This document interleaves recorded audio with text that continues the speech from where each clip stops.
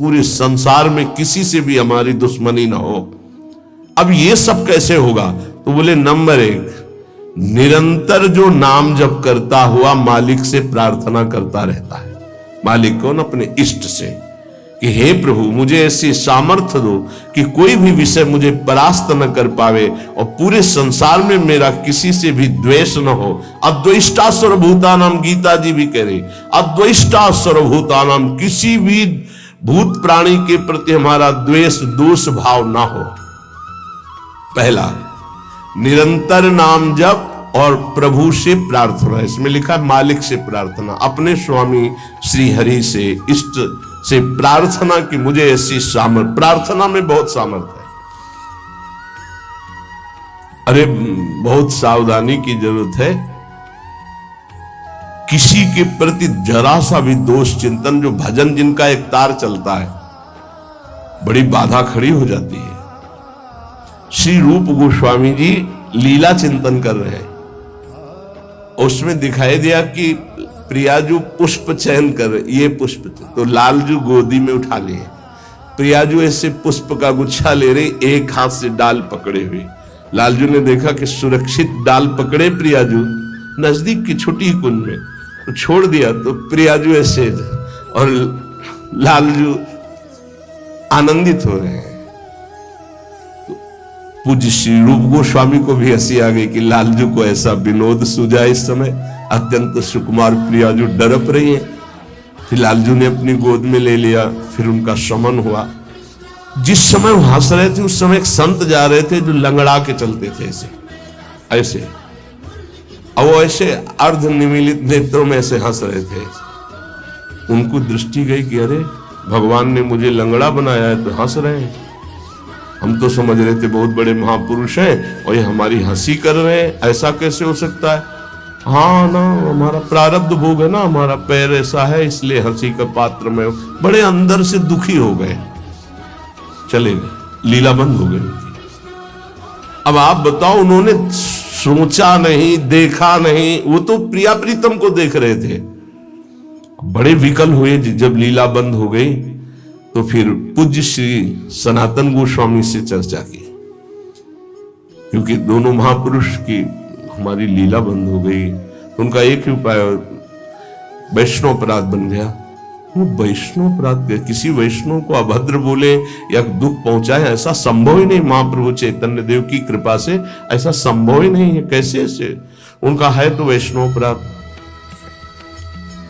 अब ये विचार हुआ कि कैसे जाना जाए कि किससे अपराध बना, कैसे जाना जाए? जब किया ही नहीं प्रकट में तो जाना कैसे जाए? तो बोले कोई वैष्णव दुखी हो गया है तो वैष्णव सेवा की जाए, आसपास के जितने संत सबको निमंत्रण दिया जाए, पता चल जाएगा, सबकी जूठन पाई जाएगी तो शायद पुनः अपराध कोई हुआ हो जाने अनजाने में तो उसका मार्जन हो जाएगा। ऐसा हुआ। आसपास के सब संतों को निमंत्रण दिया गया। वैष्णव जे भी उनके पास निमंत्रण गया तो नाराज होके बोले, पहले तो उपहास करके हंसी उड़ाते हैं, फिर निमंत्रण देते हैं, हमें नहीं जाना। तुरंत सूचना है कि वो नाराज है। अरे तुरंत गए पूज्य श्री रूप गोस्वामी जी और कहा, प्रभु कब हमने आपका उपहास किया? तो उनका आप प्रभु प्रभु आप कर रहे हो। उस दिन हम जा रहे थे और जैसे हमारा भगवान ने पैर ऐसा कर दिया तो झटका मार के चलते हैं तो आप हंस रहे थे। तो उनका मुझे तो याद ही नहीं कि आप कब निकले और हम कब हंसे। तो उन्होंने समय बताया कि अमुक दिन उस समय। अच्छा, तो उनका प्रभु ऐसे बतानी नहीं चाहिए पर आप नाराज हैं इसलिए बता रहा हूं। प्रभु उस समय हम लीला देख रहे थे, प्रियाजू पुष्प चयन करने की, तो लालजू गोद में उठा के वो पूरी घटना बताई और कहा अगर ऐसा भाव में हम हंस रहे तो आप उसी समय निकल रहे होंगे, आपको ऐसा लगा तो प्रभु आपके लिए नहीं था, आप क्षमा कीजिए। वो तो प्रियालाल तो चरणों में गिरे जो दूसरे वैष्णव थे और कहा, अरे आप जैसे महापुरुषों के प्रति हमारा दोष भाव बन गया, क्षमा करो। वो राजू तत्काल लीला प्रारंभ हो गई, तत्काल। अब आप विचार करो, जब दोष नहीं है वैष्णव दुखी हो गए तो लीला रुक गई। फिर अगर केवल स्वीकृति की हाँ ये गलत है, वो गलत कर रहे तो भी हाँ गलत है, नहीं और भगवान की लीला भगवान जाने। नहीं आप बताओ कि ये गलत है कि सही, नहीं तो हम कोई जज है क्या? जिनके सहारे हम चल रहे उनके सहारे वो चल रहे, उनसे पूछो जाके, चल जाओ राधा राधा राधा। कभी किसी का फाइनल करने के नहीं, तस्मात् शास्त्रम तो तुम्हारा। ये बहुत सूक्ष्म विषय हमने इसलिए वर्णन किया, बहुत सूक्ष्म विषय है, बहुत सावधान। नाम जापक भगवत प्रेम प्राप्ति के लिए इतनी सामर्थ्य जो अभी पीछे चर्चा हुई, उसके लिए निरंतर नाम जप और प्रभु से प्रार्थना कि किसी भी के प्रति हमारा तनिक भी दोष भाव न बनने पावे। प्रभु से प्रार्थना, वही सबके हृदय में बैठे हुए, वही आपको ऐसे सामर्थ्य देंगे। क्योंकि सृष्टि में आपके प्रति प्रतिकूल व्यवहार होगा, आपका उपहास करेंगे, आप नाना प्रकार के कटु वचन बोलेंगे, आपको सह जाना है, उनके प्रति कटु वचन नहीं करना, दोष भाव नहीं करना, नहीं अपनी भगवत प्राप्ति में बाधा आ जाएगी। ये सूक्ष्म विषय सब कोई नहीं समझ पाएगा, लेकिन उपासक जो भगवत प्राप्ति करना चाहते हैं, अपना भजन बचाना चाहते हैं, वो इस बात को अच्छे से पकड़े। दूसरा, जो दिनचर्या दी गई है उसमें आलस्य ना होना, भगवत प्रेम प्राप्ति या ऊंचाई पर चढ़ने के लिए जो दिनचर्या है, हमको ये नहीं देखना है कि अमुक साधक आता है कि नहीं आता है, अमुक नहीं आता तो हम भी नहीं आते हैं, ऐसा नहीं। अमुक की त्रुटि है, उसका सुधार करना चाहे तो कर सकता है, लेकिन आप सुधरे हुए हो तो आपको अच्छे आचरणों का अनुकरण करना है।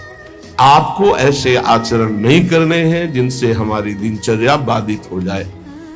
एक चीज और ध्यान रखना है, इसको बहुत विस्तृत रूप से समझा इसलिए रहे कि एक दिनचर्या है जिसके पास सेवा नहीं, गुरु सेवा, और एक दिनचर्या है जो गुरुजनों की सेवा में रहते हैं, उनसे हो सकता है जो भागवतिक दिनचर्या का आदेश दिया गया है वो ना हो, तो उनको संतुष्ट नहीं होना, क्योंकि वो गुरु सेवा में है। सारी दिनचर्या का फल जो है वो गुरु प्रसन्नता है।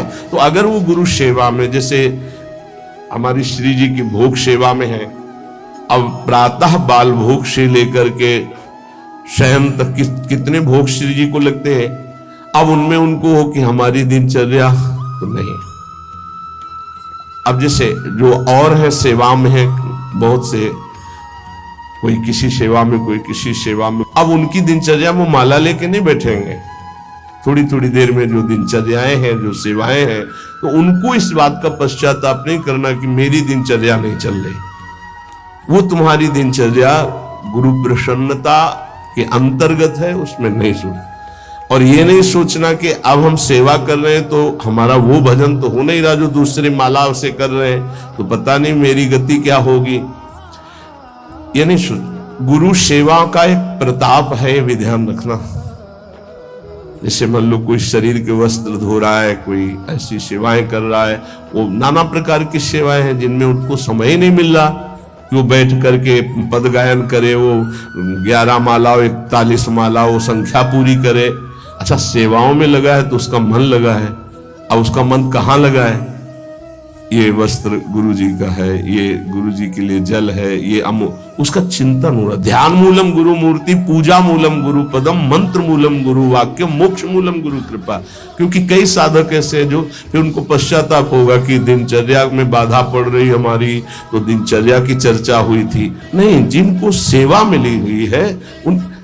एक बार भगवान शंकराचार्य जी से कई शिष्यों ने कहा कि एक ये ब्रह्म सूत्र है, इसकी व्याख्या सुनना चाहते हैं।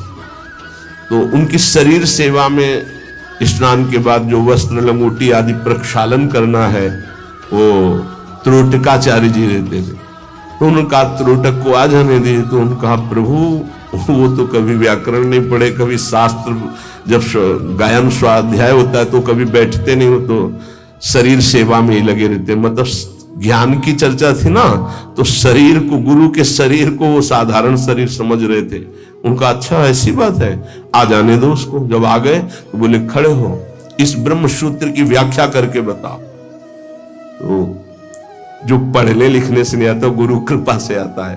तत्काल संस्कृत का प्रादुर्भाव हुआ और वैदिक सिद्धांतों का प्रवचन, सब दंग रह गए।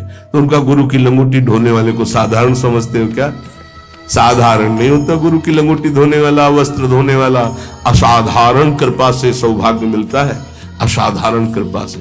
तो जिनकी जो दिनचर्या ऐसी है कि उनको फुर्सत ही नहीं है, तो उनको कभी नहीं सोचना कि इतने बजे इतने, उनकी दिनचर्या है। तो ये चीजें ध्यान रखना है उपासक को। प्रमाद में हमें दिनचर्या में बाधा नहीं पहुंचाने, प्रमाद युक्त हमारी दिनचर्या नहीं होनी चाहिए। यदि गुरु सेवा, इष्ट सेवा में हमारी जो गुरु की अन्य साधकों के प्रति बताई हुई दिनचर्या उसमें बाधा पड़ती है, तो वो बाधा नहीं मानी जाएगी आपकी।